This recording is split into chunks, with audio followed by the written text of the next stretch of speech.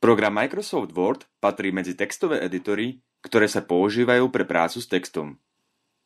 Word slúži na tvorbu písomnej komunikácie prostredníctvom textových dokumentov.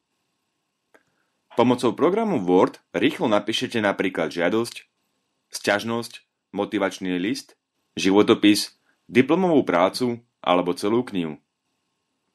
Text vytvorený v programe Word je možné postupne upravovať, kopírovať, elektronicky uchovávať, následne spracovávať a po malých úpravách opätovne použiť. Uložený textový dokument je možné odoslať prostredníctvom elektronickej pošty ako prílohu e-mailovej správy alebo dokument vytlačiť. S programom Word sa stretneme v každom sektore, či už vo firme alebo školstve. Program Word je súčasťou kancelárskeho balíka Microsoft Office, ktorý využíva väčšina firiem.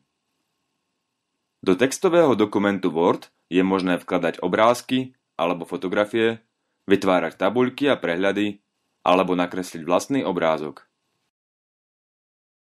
Pri písaní textu prebieha automaticky kontrola pravopisu a gramatiky.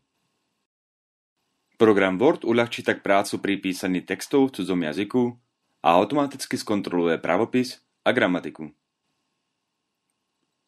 Po absolvovaní tohto kurzu zvládnete základné ovládanie programu Microsoft Word 2007.